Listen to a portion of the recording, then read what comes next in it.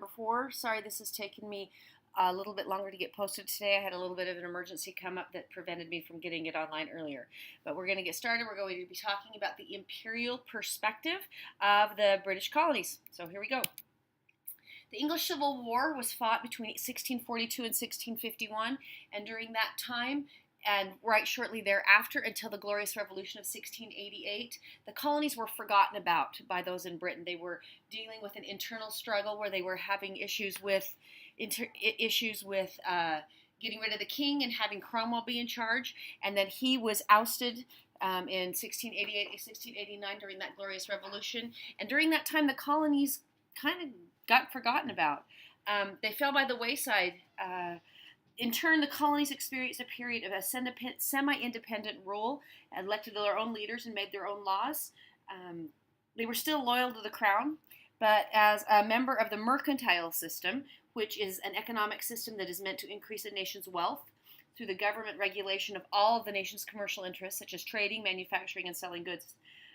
They were members of that entity, but after the revolution in Britain, the colonies were seen to be a way that Great Britain could increase its total wealth through America's raw resources. So at the end of the Glorious Revolution and around the time that the English Bill of Rights was published in 1689, Britain turned its eyes back to the colonies thinking they could make some money off them.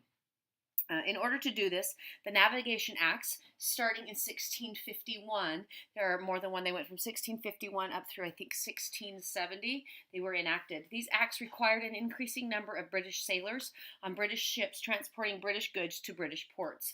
It basically limited colonial trade to Britain only. They could only sell their goods to, don't use the word things, I already told you that about essay tests, right?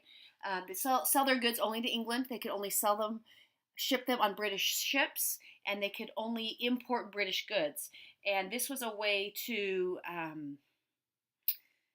bolster the economy in Britain, and it looked to be a benefit to both of them, but it really benefited the British colonies. So that's why not the British colonies, it benefited Great Britain more than it did the colonies. Sorry about that. The Lords of Trade, more control was extended by Britain to regulate the colonial trade. So Charles II, who was the king after the Glorious Revolution, instituted the Lords of Trade in an effort to force the colonies to abide by the mercantile standard. During the Commonwealth, the colonies had traded openly with other nations, and this was Britain's effort to curtail that trade, making it so they could only trade with the British.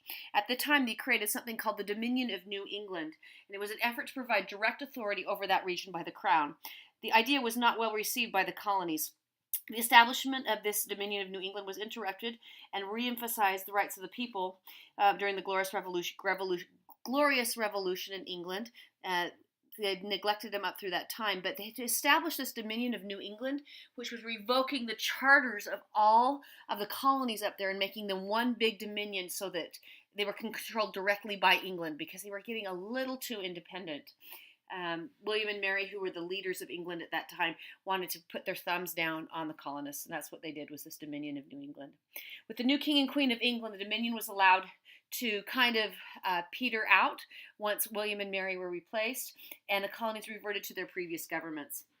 However, even after the colonies had established some of their own laws to strengthen control over the colonies, the British government provided for the use of the writs of assistance, which were blanket search warrants to ensure that the colonies were abiding by the Navigation Acts. They would just, without warning, go and search colonial ships to make sure that they weren't smuggling, that they weren't importing or exporting, and make sure that they were following the Navigation Acts. However, the Navigation Acts had been put in place in 1651. They'd been neglected for a couple of decades, and the colonists did not want to follow these rules. The Lords Commissioners of Trade and Plantations was created to limit colonial manufacturers and to encourage the production of raw materials needed in England. England wanted the raw cotton. They wanted the raw metals to be sent back to their factories in England so that they could manufacture and they could sell it for a profit. Although this would enhance the colonial economy, it would also make them more subservient to the mother country by sending their supplies to England, and they were dependent on England to receive back the processed resources, the cloth, the fabric, the metals that had been processed, and those kinds of things. It limited colonial manufacturing a lot in that process. Each of the colonies' governmental systems evolved differently, as you may remember, as we talked about from presentation number 3. Some were royal colonies, some had governors, some were proprietorships, like North and South Carolina. Some of them had their own legislatures, but they all evolved a little bit differently. Some began as royal Some began as royal charters with a crown-appointed governor, and others began as land grants with an owner-appointed governor. We talked all about that in class.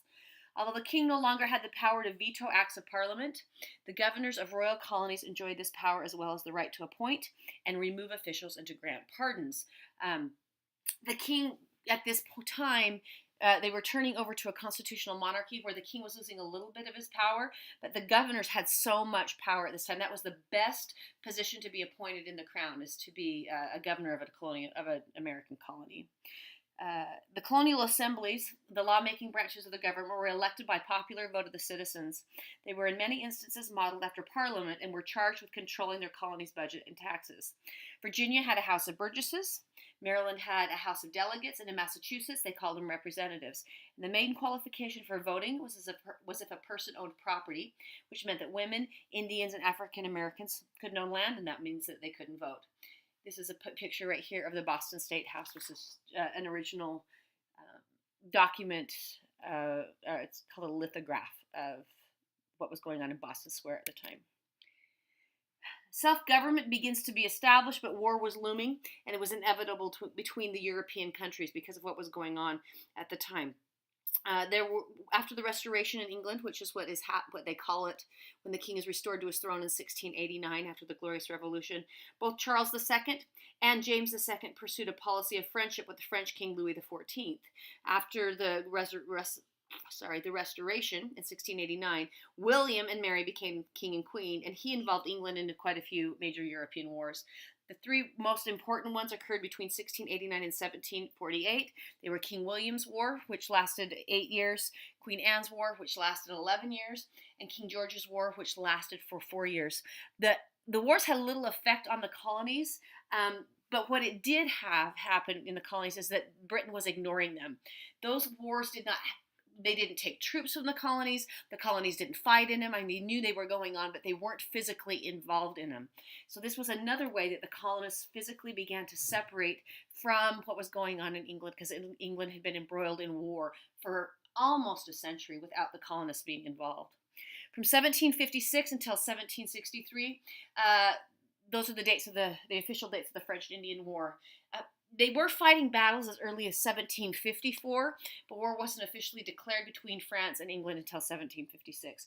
In England, this is also called the 7 Years' War. I don't know why, but it just is. The French and Indian War began when British colonists crossed into the Ohio River Valley, which both France and England had claimed. In response, the French erected forts in western Pennsylvania to prevent further incursions into their territory. George Washington, who was 22 years old at the time, this was 1754, was sent with a small force to ask the French to leave. He was not a very big head-up guy in the American military at the time, but he went to go ask him to leave. The French refused. He returned with a larger force, which included some Iroquois allies, which is pretty interesting because later the French and the Indians become allies and will not fight against the French. They will actually fight against the colonists. Washington was defeated by the French. This was the beginning of the French and Indian War at the Battle of Fort Necessity. So this is a map that shows a few of the major battles that happened during the French and Indian War. If you look right here, here's Fort Necessity. This is where the French came down and established some new forts, and then the British built forts to help protect their interests here in the Ohio River Valley. A couple others of the big battles were the British going north towards the Canadians, because the Canadians were actually French at this time. Have a couple of other battles that tried to come down the St. Lawrence River to get down to protect some of those other forts that were along the Great Lakes region. And the bottom left over here, we have, it's not the bottom left, but we have Fort Duchesne. It's over on the bottom. Yeah, I guess it is the bottom left. Sorry, I'm really tired. Fort Duchesne is how you say that. Was a French fort, and this was where the Virginia militia ambushed the French. And then Fort Necessity, I told you about that one, which is the one I talked about with President Washington as the general, was ambushed by the French. Up north, we have the Battle of Quebec, which we're going to talk about here in a minute. and where James Wolfe was the commander, and that was a decisive victory that ensured the British winning the French and Indian War. Called to discuss the Northern Colonies' plan for defense, the Albany Congress, which was made up of members of the colonies, accomplished nothing except the introduction of Benjamin Franklin's Plan of Union. This Albany plan called for a creation of Confederation of the Colonies. It was the first time the colonies came together as one entity. That they would be overseen by a chief executive appointed by the Crown and a legislative body chosen by the colonial assemblies. What they really wanted was for the colonies to have power to fight the Indians without having to have acknowledgement or orders from the Crown in England, because it took so long to get orders across the ocean. This is going to come into play during the American Revolution as well. If you look at this drawing that Benjamin Franklin did, you can see how he's trying to put all the pieces of these 9 northern colonies into place. This represents New England, New York, New Jersey. This one is Rhode Island, Massachusetts, Vermont, North Carolina, South Carolina, which is interesting because South and North Carolina weren't some of the, and this isn't Massachusetts, this is actually Maryland, sorry. Trying to get them all to come together and to make one big group and one strong entity that could fight against the Indians without permission or orders from England. And it didn't work. Nothing came of this plan, but it was a forerunner of the Articles of Confederation and a forerunner of the actual colonies of the United States. In London, the government decided that there would be a showdown in America. The British Navy was dispatched to the French colony of Nova Scotia, which they did, and then they captured it. Things looked a lot more optimistic in the New World, but the war in America would eventually spread to Europe and would become known as the 7 Years' War, which also has been declared the first real world war because it involved both continents. Almost every European nation, along with their colonies, participated. By the time the war ended, France, Austria, Saxony, Sweden, and Spain fought against Britain, Prussia, and Hanover on some level. The war reached its zenith at the Battle of Quebec, which is a very important battle. It is referenced in the Declaration of Independence. So remember this Battle of Quebec. British forces were able to capture the city of Quebec and crush French control of their colonies in the New World forever. The death of King George II and the new King George III's desire to seek peace resulted in the Peace of Paris, which is also known as the Treaty of Paris of 1863. The Treaty of Paris was the official signing saying that the war was over. It ended French power in North America. But it did a lot more than just end the war. As spoils of war, Britain took over all of France's North American provinces from the Mississippi on the east to the Appalachian Mountains, or from the Mississippi east to the Appalachian Mountains. So everything in between the Mississippi River and the Appalachian Mountains, which is like the western border of Virginia, all of Spanish Florida, which is just really Florida, and all of what is now eastern Canada came under the control of the British. Great Britain now controlled all of the landmass east of the Mississippi River. If you look at this map, you can get an idea of what countries controlled what areas before we had the French and Indian War. If you look at this, these are the British colonies right along here. We have all of this area still controlled by Spain, still the encomienda system. The conquistadors had not lost a lot of their power, but they were in control of that. But France had control all the way from here up in the north, all the way down through Louisiana, west over here, almost the borders of Montana and Idaho. This is France's control, and then this up here around Hudson Bay was always controlled by the British. So that's what it looked like before the 7 Years' War. Here's what it looked like after it, which is also, of course, the French and Indian War. Look at everything that Britain gained control of. All of Florida, all of this area that originally belonged to France. They expanded their interests up here around Hudson's Bay. And this, which was French territory, was given over to Spain. So the interests changed markedly at this point. England expanded its territory exponentially, while France had lost any of its interests, any of its colonial interests in the Americas. Not only that, but they were also given their islands that were here in the Atlantic Ocean and the Caribbean. These were really important because these Caribbean islands were known as the Sugar Islands, and they had a lot of money. A lot of income was generated by selling the products that were produced in the Caribbean. All right, here is your assignment for class. You need to bring this to class. My TAs and Mr. Denny will be checking to make sure that you did it. It does not need to be in your comp book. You can have it be a separate paper, but you will be, it needs to be a separate paper actually, because you will be turning this in class. So you need to choose one term in each section to research further. So you need 3 total. You can do one from this column, one from this column, and one from this column. Be ready to discuss these issues in class and the things that you learned. Some of these you will be able to look up in the textbook for further information in class. Others are only in the presentation.